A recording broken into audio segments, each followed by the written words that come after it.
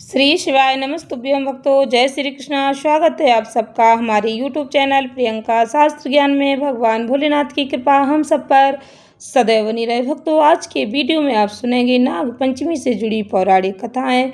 सभी भक्तों को नाग पंचमी के पावन पर्व की हार्दिक शुभकामनाएं।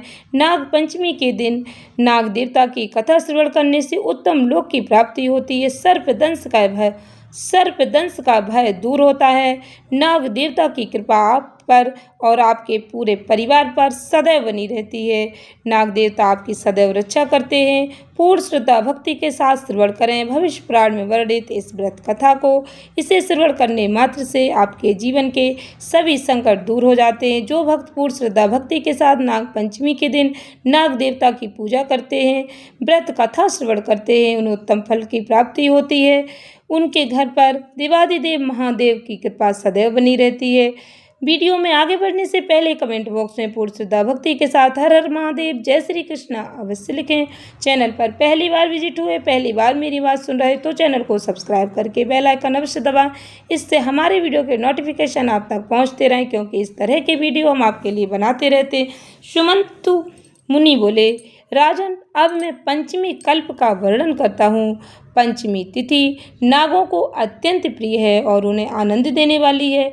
इस दिन नागलोक में विशिष्ट उत्सव होता है। पंचमी तिथि को जो व्यक्ति नागों को दूध से स्नान कराते हैं, उनके कुल में वासुकी, तक्षक, कालिया, मणिभद्र, ऐरावत, धृतराष्ट्र, कारकोटक, धनंजय ये सभी बड़े बड़े नाग अभय दान देते हैं।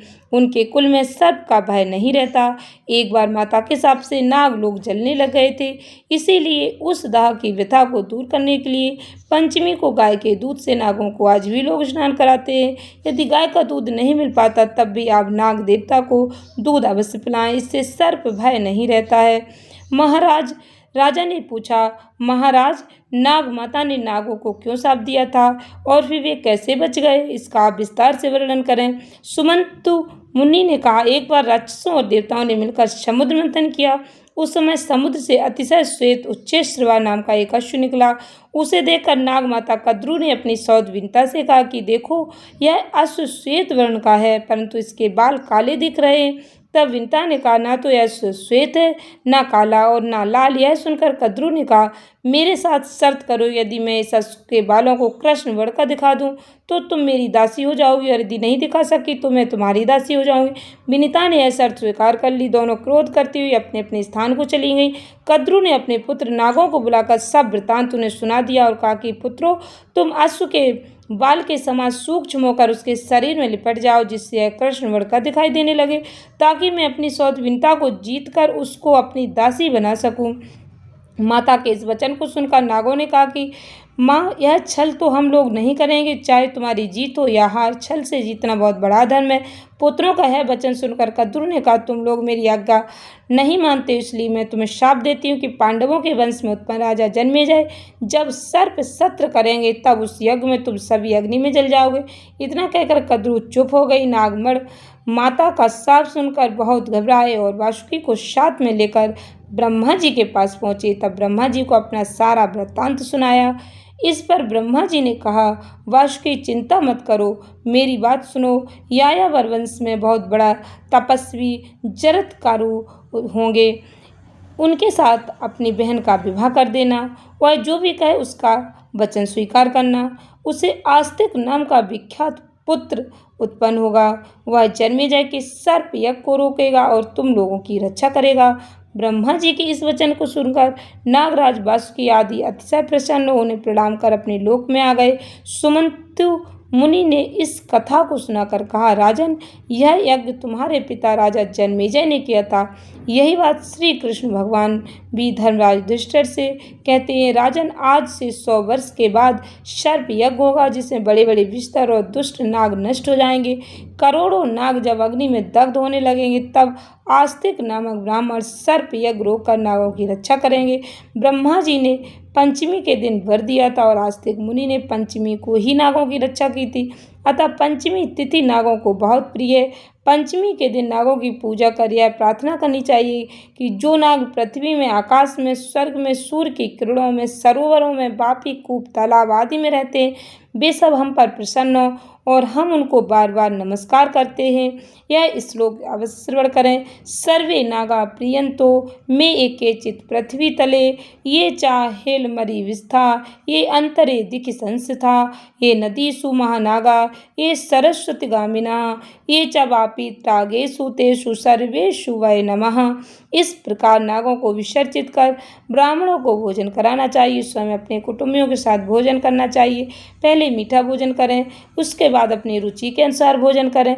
इस प्रकार नियम अनुसार जो पंचमी को नागों का पूजन करते हैं वे श्रेष्ठ विमान में बैठकर नागलोक को जाते हैं। बाद में द्वापर युग में बहुत पराक्रमी रोग रहित प्रतापी राजा होते, इसलिए घी खीर गूगल से इन नागों की पूजा करनी चाहिए। राजा ने पूछा, महाराज, क्रुद्ध सर्प के काटने से मरने वाला व्यक्ति किस गति को प्राप्त होता और जिसके माता पिता भाई पुत्र आदि सर्प के काटने से मरे हैं, उनके उद्धार के लिए कौन सा व्रत दान उपवास करना चाहिए, यह भी आप बताएं। सुमंतु मुनि ने कहा, राजन, सर्प के काटने से जो मरता है वह अधोगति को प्राप्त होता है।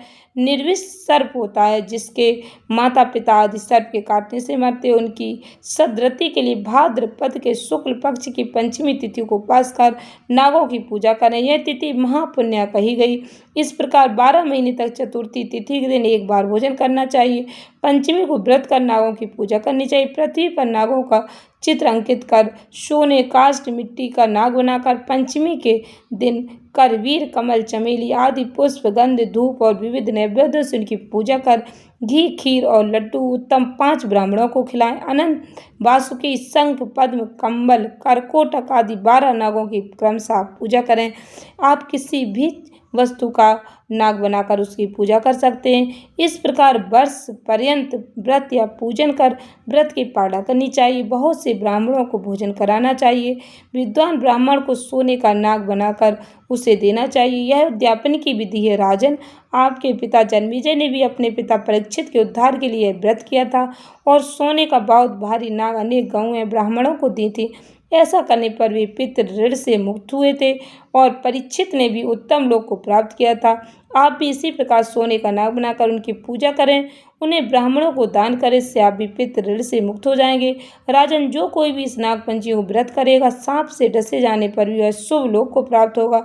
जो व्यक्ति श्रद्धापूर्वक इस कथा को सुनेगा उसके कुल में कभी भी सांप का भय नहीं होगा। इस पंचमी व्रत के करने से उत्तम लोक की प्राप्ति होगी। दूसरी पौराणिक कथा, किस तरह नाग देवता भाई बनते हैं। पूर्ण श्रद्धा भक्ति के साथ श्रवण करें भक्तों, नाग देवता का आशीर्वाद प्राप्त होगा।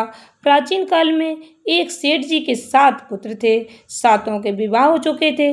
सबसे छोटे पुत्र की पत्नी श्रेष्ठ चरित्र की विदुषी और सुशील थी, परंतु उसके भाई नहीं था। एक दिन बड़ी बहू ने घर लीपने को पीली मिट्टी लाने के लिए कहा। सभी बहुओं को अपने साथ चलने के लिए कहा तो सभी खुरपी और थलियाँ लेकर खोदने लगी। तभी वहाँ एक सर्प निकला जिसे बड़ी बहू खुरपी से मारने लगी। देखकर छोटी बहू ने उसे रोकते हुए कहा, मत मारो इसे, बेचारा निरपराध है। यह सुनकर बड़ी बहू ने उसे नहीं मारा। तब सर्प एक ओर जा बैठा। तब छोटी बहू ने उससे कहा, हम अभी लौट कर आते हैं, तुम यहाँ से जाना मत। यह कहकर वह सबके साथ मिट्टी लेकर घर चली गई और वहाँ कामकाज में फंसकर सर्प से जो वादा किया था उसे भूल गई। दूसरे दिन वह बात याद आई। तब सबको साथ लेकर वहां पहुंची। उस सर्प को उस स्थान पर बैठा देखकर बोली, सर्प भैया नमस्कार। सर्प ने कहा, तू भैया कह चुकी, लेकिन तुझे छोड़ देता हूँ, नहीं तो झूठी बात कहने के कारण तुझे अभी डस लेता हुआ। बोली, भैया मुझसे भूल हो गई, उसकी क्षमा मांगती हूँ। तब सर्प बोला, अच्छा तू आज से मेरी बहन हुई और मैं तेरा भाई हुआ, तुझे जो मांगना हो मांग ले। वह बोली, भैया मेरा कोई नहीं, अच्छा हुआ जो तू मेरा भाई बन गया। कुछ दिन बीतने पर वह सर्प मनुष्य का रूप रखकर उसके घर आया और बोला कि मेरी बहन को भेज दो। सब ने कहा कि इसके तो कोई भाई नहीं था। तो वह बोला, मैं दूर के रिश्ते में इसका भाई हूँ, बचपन में ही बाहर चला गया था। उसके विश्वास दिलाने पर घर के लोगों ने छोटी को उसके साथ भेज दिया। उसने मार्ग बताया कि मैं वही सर्प, इसलिए तू डरना नहीं हो, जहाँ चलने कठिनाई हो वहाँ मेरी पूंछ पकड़ लेना। उसने कहे अनुसार ही किया और इस प्रकार उसके घर पहुँच गई। वहाँ के धन ऐश्वर्य को देखकर चकित हो गई। एक दिन सर्प की माता ने उसे कहा, मैं ये काम से बाहर जा रही तो अपने भाई को ठंडा दूध पिला देना। उसे यह बात ध्यान न रही और उससे गर्म दूध पिला दिया, जिसमें उसका मुंह बुरी तरह से जल गया। यह देखकर सर्प की माता बहुत क्रोधित हुई, परंतु सर्प के समझाने पर शांत हो गई। तब सर्प ने कहा कि बहन को अब उसके घर भेज देना चाहिए। तब सर्प और उसके पिता ने उसे बहुत सा धन, सोना, चांदी, जवाहरात, वस्त्र, आभूषण आदि देकर उसके घर पहुंचा दिया। इतना ढेर सारा धन देकर बड़ी बहू ने ईर्ष्या से कहा, भाई तो बड़ा धनवान है, तुझे तो उससे और भी धन लाना चाहिए। सर्प ने यह वचन सुना तो सब वस्तुएं सोने की लाकर दे दी। यह देखकर बड़ी बहू ने कहा, इन्हें झाड़ने की झाड़ू भी सोने की होनी चाहिए। तब सर्प ने झाड़ू भी सोने की लाकर रख दी। सर्प ने छोटी बहू को हीरा मणियों का एक अद्भुत हार दिया। उसकी प्रशंसा उस देश की रानी ने भी सुनी और वह राजा से बोली कि सेठ की छोटी बहू का हार यहाँ आना चाहिए। राजा ने मंत्री को हुक्म दिया कि उससे वह हार लेकर शीघ्र उपस्थित हो। मंत्री ने सेठ जी से जाकर कहा कि महारानी जी छोटी बहू का हार पहनेगी, वह उससे लेकर मुझे दे दो। सेठ जी ने डर के कारण छोटी बहू से हार मांगा कर दे दिया। छोटी बहू को यह बात बहुत बुरी लगी। उसने अपने सर्प भाई को याद किया और आने पर प्रार्थना की, भैया रानी ने हार छीन लिया, तुम कुछ ऐसा करो जब वह हार उसके गले में रहे तब तक के लिए सर्प बन जाए, और जब वह मुझे लौटा दे तो हीरों और मणियों का हो जाए। सर्प ने कहा, ठीक है। वैसा ही किया। जैसे ही रानी ने हार पहना वैसे ही वह सर्प बन गया। यह देखकर रानी चीख पड़ी और रोने लगी। यह देखकर राजा ने सेठ के पास खबर भेजी कि छोटी बहू को तुरंत भेजो। सेठ जी डर गए कि राजा न जाने क्या करेंगे।